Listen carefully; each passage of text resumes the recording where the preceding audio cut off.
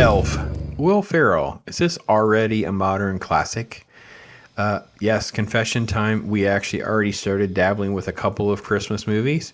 This one actually made it. And I literally kid you not, the next day or so, I was checking through some of the different apps, and this was already trending as number one on Max. There were like 4 or 5 Christmas movies, and I'm like, holy cow, this film is way too new to be into like Christmas classic mode, but I think it hits on all of the beats because of the nostalgia bait that they did so well. So I want to throw it out there for you guys. Is this already a classic? Is it already in that sort of category for folks? I think it is. I think Will Ferrell hits the nail on the head with so many of these jokes. This one is one of the most sort of like innocent, appealing elements of the film, talking about, what is your name? What do you want for Christmas? I'll put in a word with the big guy, right? And the joke about, it's not a costume. I'm actually an elf, elf. So all these different things I think is very endearing and very sweet. And that's what people want. Obviously these shots that you have are iconic. I think there's also a certain element of just passion projects that you get with a film like this, where Jon Favreau had basically done stuff that most people hadn't done yet, trying to make the elves seem small. He's melding together, obviously, the stuff from the Rudolph and other claymations. And then you have sort of like the fish out of water stuff with him in traffic and going around trying to find his dad. This is Dad Walter, played by James Caan, which is brilliant, by the way. By the way, in case you didn't know it, that scene in that doctor's office with the cotton ball, if you watch James Caan's face when he cracks, that's actually, he wasn't supposed to crack. He actually does because Will Ferrell. Yeah. And I will say this, like just Will Ferrell's fearlessness in this film was very impressive. I have an admiration for that element, that he would just do crazy things to get you to laugh. And that's a lost art. So 20 years later, here's this film, and he's in a modern class. Here's Favreau playing, the doctor, and him running around, him doing the things that, and then throwing up from it. Is it the film taps into the innocence we have of Christmas, the innocence of children? What does it do for you? I'm just curious on so many levels. This still makes me laugh.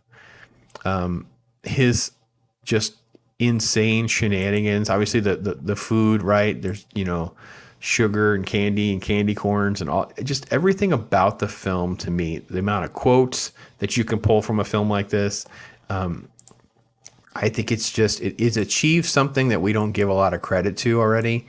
Because a very simple story. So of the things that are son of a nutcracker, oh my gosh, that line, it's just so good. I know I don't use that line enough, but I need to. Son of a nutcracker is a great line. Him throwing snowballs, where they kind of like, they do the effect of him like being able to throw them super, super fast.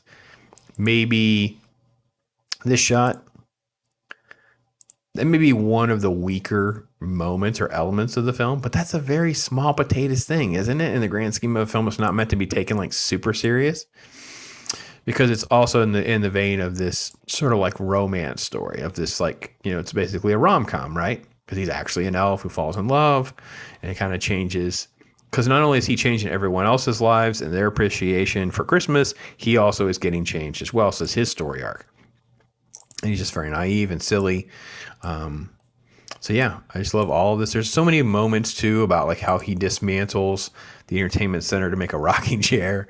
And then a shot like this in the trailer is perfect because it just takes everything you want, where he literally leaps into this chair. It's just the absurdity of the giant elf coming to life, I think also lends itself to it.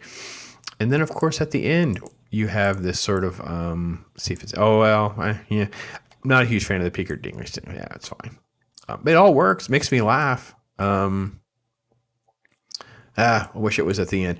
I wish it had the singing at the end, because I wanted your thought. I think part of the reason it works as the classic is because of that heartfelt singing sequence at the end, where you kind of want to sing too. You want to be happy too. So, I just thought it was fun. You guys tell me. I've already watched it once.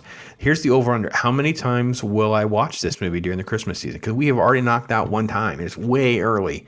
We are still 6 weeks out, or I guess we're just under 6 weeks out when you see this. 5 weeks or so. I'm like, wow. The over-under is probably going to have to be set at about 3. And I think I run the risk of running over 3. Mrs. Pops loves this. My daughters love this. So this is a tricky one. So, all right, folks, tell me what you guys think. I appreciate you so much. I am Pops.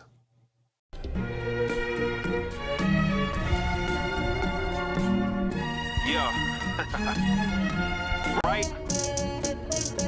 And I'm not playing no